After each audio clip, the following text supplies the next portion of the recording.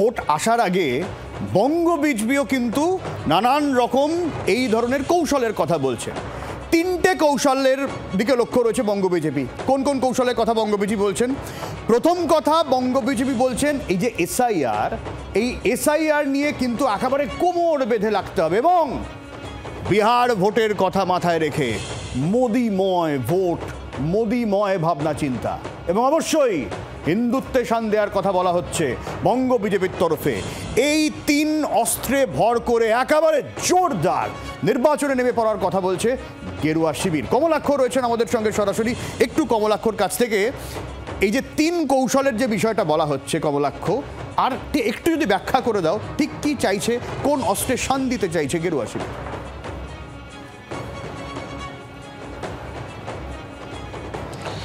সব্যসাচী, সত্যি কথা বলতে এই মুহূর্তে যথেষ্ট উদ্দীপিত বঙ্গ বিজেপি, সেটা হওয়ারই কথা। তার কারণ এসআইআর পরবর্তী প্রথম নির্বাচনে এই ব্যাপক জয় বিহারে এবং ইতিমধ্যেই কলিঙ্গ জয় হয়েছে, অঙ্গ জয় হয়েছে, এবার লক্ষ্য বঙ্গ এবং সেই লক্ষ্যেই কিন্তু বঙ্গ বিজেপি ত্রিফলা অঙ্ক কষছে। একেবারে ঘুঁটি সাজিয়ে ত্রিফলা অঙ্ক কষে তারা কিন্তু আশার আলো দেখছে যে এই বাংলায় ভোট বৈতরণী পার করতে তাদের সমস্যা হওয়ার কথা নয়। প্রথমত এসআইআর, বিহারে যে 50 লক্ষ বাদ পড়েছিল, এই বাংলায় 1 কোটি নাম বাদ যাবে, সেটা কিন্তু খাতায় কলমে এই মুহূর্তে বঙ্গ বিজেপির শীর্ষ নেতৃত্ব তারা অঙ্ক কষে দেখাতে শুরু করেছেন। একেবারে প্রকাশ্যে তারা বলছেন যে বাংলায় কমপক্ষে 1 কোটি নাম এসআইআর পরবর্তীকালে সেটা কিন্তু বাদ হওয়ার সম্ভাবনা রয়েছে। অথচ তৃণমূল কংগ্রেসের সঙ্গে এই মুহূর্তে ভোটের অঙ্কে গ্যাপ রয়েছে 22 লক্ষের। এই 22 লক্ষের গ্যাপ মেটানোর জন্য এসআইআর একটা হাতিয়ার অবশ্যই।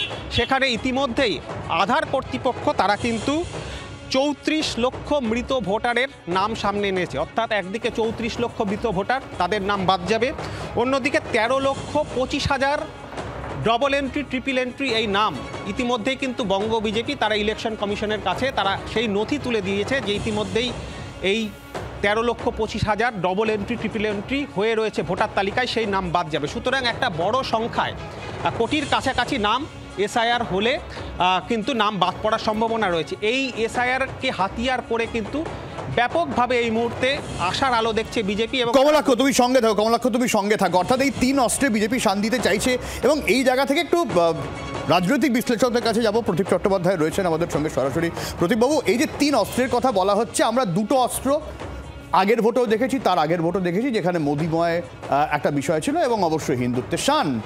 এইবারে নতুন যে অস্ত্র এসআইআর, এটা কতটা ধারালো বিজেপির জন্য বলে আপনার মনে হয়?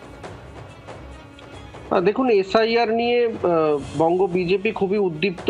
যবে থেকে এসআইআর চালু হয়েছে তারা এই নিয়ে কথা বলছে।